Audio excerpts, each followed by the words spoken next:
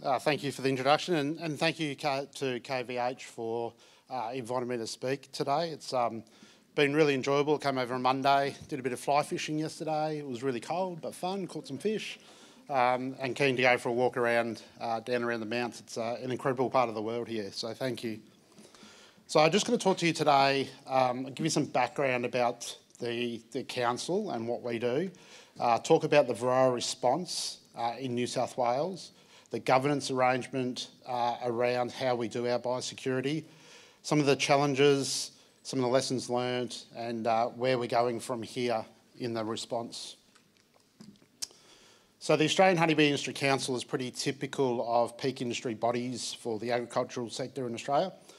We operate on a shoestring budget, always short on human resources and financial resources, but we represent the whole of the honeybee industry across Australia and the supply chain.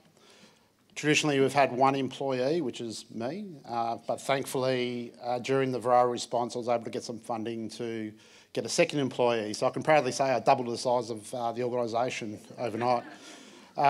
Our board, our governance board, is a board of volunteer beekeepers who are not biosecurity experts or experts in how the government works.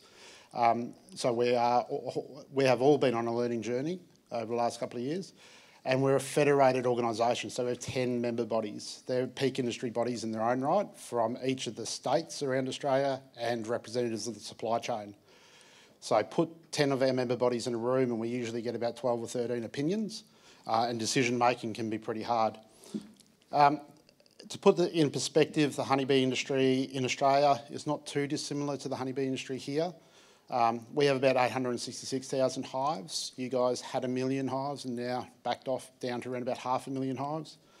Our GVP is about 430 million. Yours is a lot more because of the economic driver of Manuka here. We do know that our contribution to pollination industry, we've just measured that recently at about $4 billion, the direct contribution that we provide to horticultural industries. And our industry is pretty concentrated, so 40 or about half of the industry is located in New South Wales, right where the incursion was. And we're a highly mobile industry. Our bees move right up and down the east coast. And so any restrictions on movements, which I'll talk about, are quite impactful to the industry. So June 2022 is a date marked and etched in my brain forever, I think. It was the day that we found, or the month we found Varroa destructor, a pest that you guys have had here for over 20 years, but we were the last major honey producing country in the world to be free of it. But in June, we found it in that hive, that little white hive that's there, which is a surveillance hive that was at the Port of Newcastle. So we have a national surveillance program, industry funded, with surveillance hives right around the country. The government does regular surveillance, or every 6 or 8 weeks they go and check those hives. And part of that they did on this hive and found Varroa mite. They quickly had a look around the area, checked out some of the commercial beekeepers that were within proximity and just found more and more mites. So pretty quickly worked out that it perhaps didn't originate at the port and that surveillance hive was the canary and the mites had travelled from inland to that surveillance hive.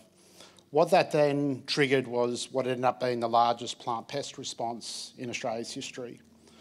Throughout the 15 months of eradication, we euthanized 47,000 colonies that were all identified to either have Varroa mite or be within 10 kilometres of a known infested premise. That represented about 10% of the New South Wales industry, or hives in New South Wales, which is half the hives in the country. So it's quite a significant amount of hives that we ended up destroying. The cost of the response at the moment, it's still going, but it's got an upper limit or a cap of about $100 million, which is cost shared amongst government and industry. But the combat jurisdiction, which is New South Wales government, they contribute an additional $50 million to that response. So it's about a $150 million response. It wasn't until September last year that it was deemed technically no longer feasible to eradicate, and I'll explain why. And it was at that point that the process then moves from eradication to working on transitioning the management, learning to deal with this pest moving forward. And I'll talk a bit more about the deed. So this map is a heat map of all the detections that occurred. It was from just after September last year when we decided that it was no longer feasible. And you can see, well, everyone knows where Sydney is. Just north of Sydney, that next cluster is the Port of Newcastle, where it was originally found. The next little purple cluster further north of Newcastle there is Kempsey. Kempsey was discovered around July, June, July in 2023. A beekeeper put their hand up and said he found it there, and then the DPI did surveillance and very quickly found out there was quite a big hotspot there. Just previous to that, a lot of the bees had moved out of that area to go and start preparing for spring. And all those little pink dots around the state were those bees that moved out of Kempsey to set up, and then they were traced and done surveillance and found to have mites. And it was at that point we just said the area is just far too big, it's out of containment and no longer feasible. I spoke last year at the New Zealand Apicultural Conference, and I got a lot of comments from New Zealand beekeepers saying, what the bloody hell do you guys think you're able to eradicate this thing? How can you embark on such a big biosecurity response? And the reason we can do that is because we have a pretty robust system. It all evolves around the deed, which is one of the most boring documents you'll ever read. It's about 90 odd pages long, but it is a legally binding document that's been agreed to and been in place now for quite a long time. It's called the Emergency Plant Pest Response Deed, or the EPPRD for short. It doesn't even have a really flash cover page. That's it at the top there, just that plain white document. But it governs everything we do. So it tells us how we're doing the response, who's legally responsible, what are the rules. And then it's overseen by an independent, not-for-profit, not government and not industry, organisation called Plant Health Australia. They are the custodians, or the field umpire, as I call them, in this response. Every time we have a problem or want to try and do something different, they're the ones that pull us back and check and say, no, you can't do that because the deed says you can't. So that's where it really works well. And then the playbook is the plant plan, which describes how you roll out a response, how you stand it up, what does an incident management team look like, how does the cost sharing work, all the practical parts or components of the response is described in this plant plan, and that works across all the plant industry responses we do. The deed itself has 49 signatories to it. I heard the GIA, someone described earlier that had 23, I think, parties involved. This has got 49. All the governments, the jurisdictions around Australia are signatories, as well as the Commonwealth, plus 38 plant industries. Even though we're honeybees, in much of our legislation we're referred to as livestock. My forefathers, about 10 years ago, we were actually part of the animal health deed. So we have in Australia animal health and plant health, two separate deeds, separate responses. Animals get a lot more money than plants, but plants have probably tenfold the amount of responses. My forefather sat in the room in animal health and looked around and thought, geez, if she really hit the fan here, we don't have a lot of friends in the animal space to help pay for a response. So they went across to plant health and sat in the room there and then realised that there's a whole heap of plant industries that rely on us for pollination. And if we had something like Varroa, they were all going to be prepared to contribute and help us deal with it. So luckily, 10 years ago, they moved across from Animal Health Australia to Plant Health Australia. So now we're part of the plant family. The deed, one of the biggest components and the reason we're able to embark on such big responses is because of the cost sharing ability, the sharing between government and industries. It's pretty complicated how it's figured out, but I'll try and just summarise it. So each pest that we deal with is recognised as an emergency plant pest, has a category. If it's uncategorised, it goes to a default category 3, which is a 50-50 split between government and industry. If there's public good or public impact, so if it's going to cause a public nuisance or impacts people's backyards, then you can argue to have it recategorised to a category 2 or even a category 1. During Varroa response, we started a default category 3 and we embarked on recategorisation mid-battle, which is highly unrecommended because it's a nightmare to do. But we got it recategorised to category 2. So 80% government, 20% industry. The way that it then works out the split for the industries, so all the affected parties are determined at the start of the response by Plant Health Australia. That's the list of the the parties that are affected from Varroa in this response, 26 parties. Each of those industries or plant industries are represented by the peak industry body. Their contribution is determined by the local value of production and their pollination dependency. So for the honeybee industry, arguably probably mostly affected by Varroa mite, of that $100 million cost sharing, we're responsible for 1.1%. So it's a $100 million response. Our industry needs to cough up $1.1 million, which is pretty good value for money and makes the system work, and it gives a little industry like ours the ability to fight a huge battle like Varroa. But someone like the Almond Board of Australia, huge industry, highly reliant, they end up having to pay about 5%. It's still manageable for them. They're a $1 billion industry. The deed also describes the decision-making process on how the responses work. Don't get scared by this, it's a flow chart.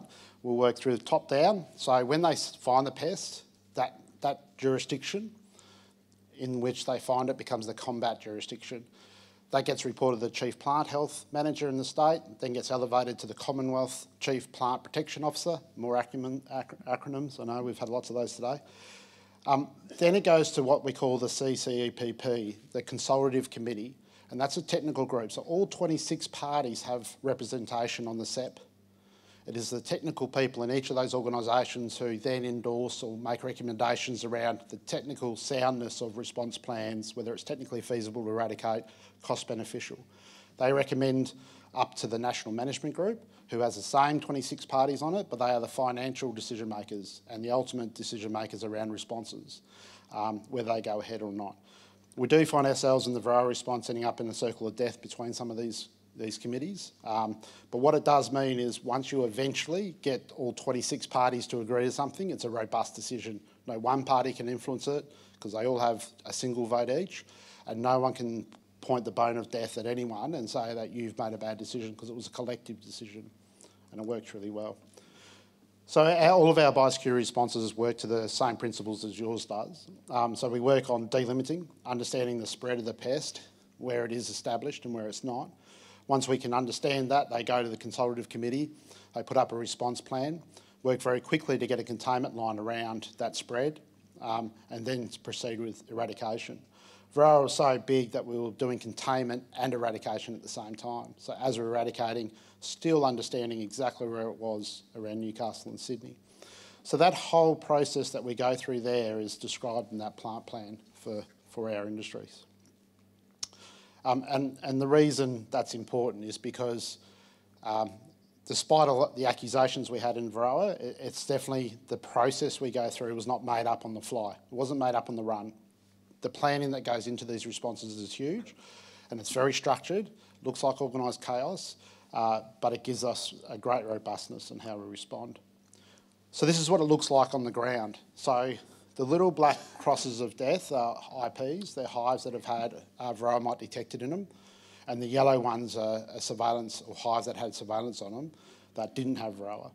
Every time they found a hive with Varroa, we put a 10-kilometre circle, red circle around it, an eradication circle.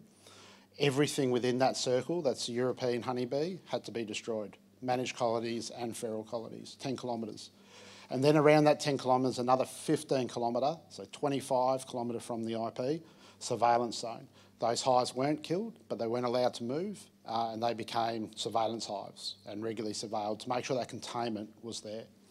So this was really early on in the response, when it was still in its infancy. You can just imagine from that other map I showed you just how far that had grown over time. What it does mean, I'll talk a bit more about it, is if you're a pollination-dependent industry and you end up inside one of those red circles, you're in as much trouble as the beekeepers in that circle as well, because you can't get pollination bees in there. And if I have enough time at the end, I'll talk about how we try to resolve that for the blueberries. So to give you an idea of just the amount of work that's involved in doing that, so surveillance for Varroa mite is putting miticide strips in the hive, putting sticky mats underneath, coming back 2 days later and pulling the strips of mats out, setting them to a lab, a physical pair of eyeballs down a microscope, trying to count or identify if there's mites on those mats. So each site they go to, it takes about half a day because they've got to come there clean, they've got to suit up, gear up, go and do the work, come back, decontaminate, tag and bag, pack everything up, go to the next site and do it all over again. So during the response, there was about 2,000 people working the response from all sorts of agencies. You can see that truck there was from the firefighters, the RFS. So we had firefighting personnel there, we had forestry, we had fisheries, volunteers from the beekeeping industry, and they had deployments from interstate, so other agencies interstate coming in to help as well in the response. That's how big the response was. Once they've done a surveillance and if they detect mites and they're in that red circle of death, that 10-kilometre eradication zone, the next task was to remove all European honeybees out of that area. It's the only way to eradicate Varroa mite is to remove the host. So these are individual managed colonies, and I said before there was 47,000 of these colonies euthanised. Each of those were beekeepers generally, beekeepers that were caught up in the zone, couldn't work anymore because they didn't have any bees, so they took up work with the response. They'd come in the evening under red torches, use petrol in those hives, wrap them up, let the petrol fumigate to kill the bees and the mites, leave them there for a few days to ensure the job's done, and then Public Works would come and pick all those up, take them to the landfill and deep bury them. So this was done across 47,000 hives across a big area in New South Wales. Just a phenomenal amount of work. To remove those feral bees in the environment is a huge task as well. So in Australia, we think about 90 colonies per square kilometre just in the landscape, unmanaged, which works out to about as many managed colonies as there is ferals. So we've got a huge amount in the landscape, and that's really causing us headaches now. But we had to remove those as well. So there was sugar syrup stations placed in a grid pattern across the response. Once there was enough bees recruited to the sugar syrup station, they were switched out for the sugar syrup for a fipronil-laced sugar syrup in there for an hour. An officer would stand there and watch that bait station for that hour, and if there was any native bees, dragonflies, butterflies, anything attracted to that station, they'd shut it down, right? Because it was off-target damage was something we definitely didn't want. And so we had nearly 2,000 of these spread out across the response, with a huge team, over 100 people responsible for doing these stations right across the response.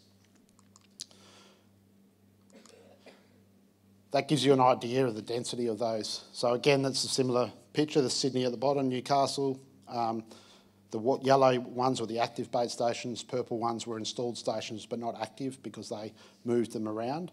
But you can just see the level of stations that had to go in. And the sheer amount of fipronil that was put out as well. We've done a lot of work since then, though, in understanding that damage that fipronil may have done. And thankfully, they haven't been able to find any damage. It hasn't affected the native bees.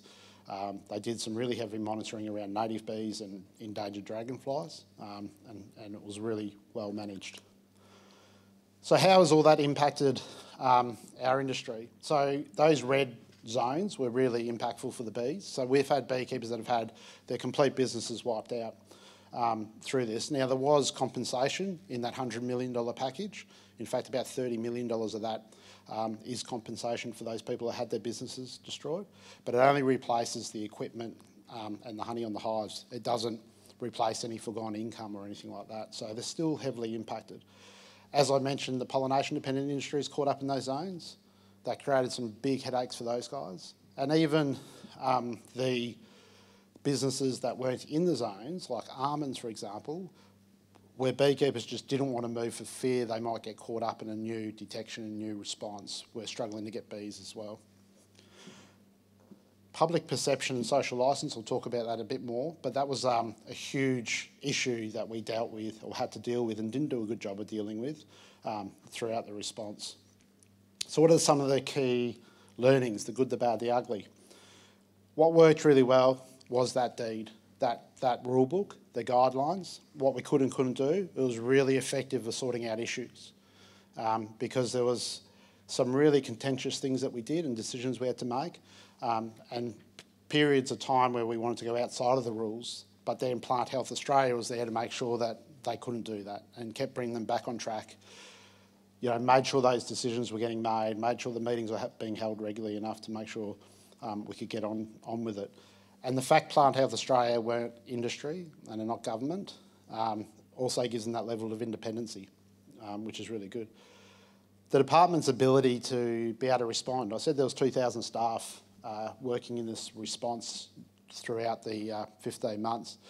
We were notified about this on a Wednesday, that they made the detection. I flew in from my home state into New South Wales, into the Incident Control Centre in the central part of New South Wales on the Friday. In the Incident Control Room, there's 4 permanent staff. New South Wales has enough responses that have permanent staff in incident control there. 4 permanent staff that were there on Friday night. Saturday morning, they'd filled that room with personnel, including legal, public information, operational staff. Moved into the next training room, and by Tuesday, there was over 100 people in that room. By the end of that week, there was 200 people working in the incident control room for the response. And at the same time, they stood up a forward command post where the first detections were and had a further 150 people in that room within a week as well. So able to stand up an incredibly big response so quickly was really impressive to watch. The other really important thing that worked well was the incident control team's willingness to work with industry. I now have worked in my short period, the last 3 years, in my role in 4 incursions now, and I can tell you they don't all want to work with industry all that well sometimes, particularly when you've got tough questions to ask and things to say. So this response, they were incredibly embraced industry. They were putting us right in the middle of it, made sure we were contributing to all the decisions, which worked really well. What didn't work so well, we had this real problem, and not sure whether it would be a problem so much for things like kiwi fruit, but those people that put their hand up first to say, hey, I found the pest, they become a martyr. They were ripped down by industry. They weren't supported by government. We had a number of people who put their hand up first that had some real mental health issues as a result of the stress they got put under. And what happens over time is then people just don't put their hand up. You don't actually know what's going on. So you start finding things like the Kempsey detection had been there for a while, but no one was brave enough to say it. And it wasn't until we found it, which was too late, which sunk the whole response. So there needs to be a way to flip the coin on that, make sure those people who put their hand up first are rewarded for it. They're held up as heroes. Could be monetary rewarded, right? $1 million if you find it first, rather than just coming in and destroying their business and getting slurred across Facebook as being that first person. The decision making in this response was really focused on the risk of biosecurity in those decisions. There wasn't much consideration in the decision making about what was the real life impact on the ground from making those decisions. So some of those decisions were holding businesses still. We're taking away the opportunity for pollination-dependent industries to get their pollination done because they were purely focused on that biosecurity risk. They need to think more about what is the impact they're having on the ground with those decisions. The social licence thing, it was just completely underestimated, and I've seen this repeat now in multiple responses, the impact social licence has on the ability for these responses to operate.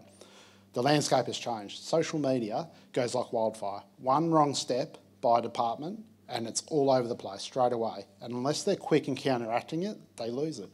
Social media is such a hard thing to measure, but you certainly know once you've lost it, and it's almost impossible to get it back. And arguably, it was one of the major contributing factors for us to having to stop because of the social licence that we'd lost. And when I say it's really hard to maintain, it's just about communications. You cannot over-communicate in these responses. And recovery, I've seen it a couple of times today, recovery being spoke about, and we talk about it a lot in Australia when we talk about biosecurity. And for me, recovery is about helping those people that we affected most in the response to get back up on their feet and get on with business again. In this response, and it's clearly identified in the deed, what can happen once we decide to transition to management, there is no recovery, no support for those beekeepers that were most affected, or those plant industries. And so even though we talk about recovery, we don't actually do it. In Australia, if we have a natural disaster, a fire or a flood, and it's declared a natural disaster, there is instant grants of $70,000 to $100,000 for those businesses.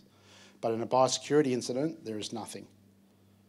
And so we just don't do that well enough. And from an industry perspective, some of the key learnings is having the capacity. So I flew into the response in June of 2022. I lived in Orange, where the Incident Control Centre was for 4 months. I said, there's just me in the business. So we got nothing else done in the industry. So everything got put on hold. I was just lucky enough my board decided it was such an important issue that they were willing to put the business on hold while we did the response work. But having that capacity and having the leadership, because it is brutal being involved in these responses and being that person in between government and industry, to be able to have that resilience, to be able to sustain the duration is really important, and having those people in industry that can do it.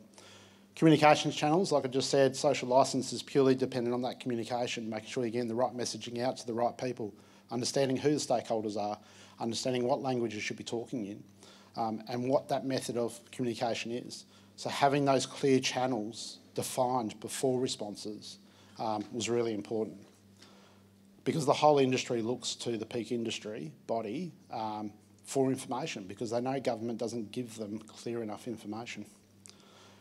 Australia's got this unique challenge, or unique to us, you guys don't have it. We've got a federation, so we've got jurisdictions, states and territories operating as their own country. They make up their own rules. Even though it's a national response, every state had different rules about how they're going to deal with Varroa. So I said our industry is highly mobile. We move all up and down the eastern seaboard, yet during the response, every border was either closed or have a different set of rules about how they could traverse those states. So that not only crippled New South Wales, because that's where Varroa was, but we couldn't be sending queens from Queensland down to South Australia, so the impacts it had on industry right across Australia was huge because of the jurisdictional rules that were being put in place outside of the response. And again, from an industry, it's really hard to try and balance the outcomes and the industry emotions and have it as a truly national response for us. With our 10 member bodies, it was really hard to bring them into line to say, hey guys, you need to think about this nationally, not about just your backyard or your problems. Make decisions here for the whole of the country. And we had a really clear disparity between anyone who knew people impacted on the ground and the decisions they were making, compared to people that were disjointed from the response, didn't understand the impacts on the ground, who were championing to keep the whole response going, even though the writing was on the wall. So balancing those decision-making is quite hard. So for us as an industry and where we're going to now, so we're now in a transition to management phase. Part of that problem with recovery is the deed stipulates it's only 12 months. Once you've made the decision, you've got 12 months to figure out how to manage the pest under that cost-shared agreement, and then you're on your own. We managed to negotiate, and it took a lot of work, but argue that there was exceptional circumstances here, because it's going to be such a big impact, not just to us, but a whole range of industries. And we've got that extended 24 months, which is a huge win for us. So we've got 24 months now to roll out, which the clock started in February, to roll out 110 workshops for beekeepers, help them understand how to manage the pest. We've also got 32 extension officers right across the country now, in each jurisdiction, working with beekeepers on the ground who don't necessarily learn that well in a lecture scenario with the workshops, but also doing the practical demonstrations on how to manage it. Border restrictions has been a huge problem. So even though we decided we're not going to eradicate, we're going to deal with this pest, it's already endemic, we still have closed borders. We still can't move bees where we need to move. We're right in the midst now. This is the first week of almond pollination. We have 350,000 hives moving from all over the eastern seaboard, concentrated onto the almond orchards. And we know that Varroa is going to spread from that event. But we've got every beekeeper participating in it now because they've been so financially impacted because of the response. They need that cash flow. So we've got beekeepers trying to negotiate or navigate all these new rules that they've never had to before, go through all the red tape, the paperwork, at the same time trying to learn all the new skills of managing Varroa. It's funny because I speak a lot to other jurisdictions, their chief plant managers or the almond industry people or my pollination colleagues, and right at the moment we're answering the calls saying, please tell me it's not bad news, because we're all expecting it to be bad news, a new detection in a new state. So the impacts on the hives, we made a lot of predictions at the start of this based on the learnings from here about what Varroa would look like, and that's actually coming to fruition. Like, we are losing a lot of colonies now. The impacts for us are probably bigger than what you guys felt because of that feral bee activity we've got. We're seeing mites breed up in there unmanaged. As soon as they finish treating their managed colonies, the mites are just flowing straight back in. So after a treatment, within 3 weeks, they're back at threshold. So we're having to treat 3 and 4, maybe 5 times a year. We're here in New Zealand, you can get away with just 2. So at the moment, those impacts are huge. And we're also finding, I've said naive, it might be a bit harsh, but I know they're not going to be in the room, pollination industries in Australia who just don't believe they're going to be impacted. They still don't believe it. We've got industries who say they don't rely on honeybees. In fact, in the start of the response, they were arguing with me saying, we don't use managed colonies, we just use the wild bees. They do all the pollination work. It's not going to worry us for Varroa. And when you try and explain to them that they're going to lose all that, they really struggle to comprehend and get that. And so they still haven't done that. And until those feral bees disappear and they start seeing the impacts on the trees, I don't think they will. So we've got a huge journey to go now with our pollination-dependent industries as well. So I think I'm going pretty good for time. Just a quick case study about how we resolve some of those issues. So I talked about the red zones and not being able to bring bees in for pollination. One of those red zones very early on in the response was at Coffs Harbour, northern New South Wales, right on the coast. Coffs Harbour has 70% of the blueberry production of Australia in that little area. It was something like 80% of that area was then covered in red zone. And it was early on. It was the first zone to have the majority of those hives euthanized in there, and the baiting, it was the first zone where the baiting started. So in the first year, which was in 2022-23 season, because we killed all the managed colonies and started baiting for feral bees, they had it's a $70 million crop they harvest there. They had no other alternative but to try and use native stingless bees. A new industry just emerging where they're managing stingless bees. Some have been dabbling in a bit of pollination, but all of a sudden they thought, oh, we need something here. So what was an emerging industry became a real industry overnight. They brought in stingless bees in there to try and resolve the problem. It achieved about 18% of their pollination needs. It really didn't work, which just goes to show that there's no replacement for honeybees at the moment.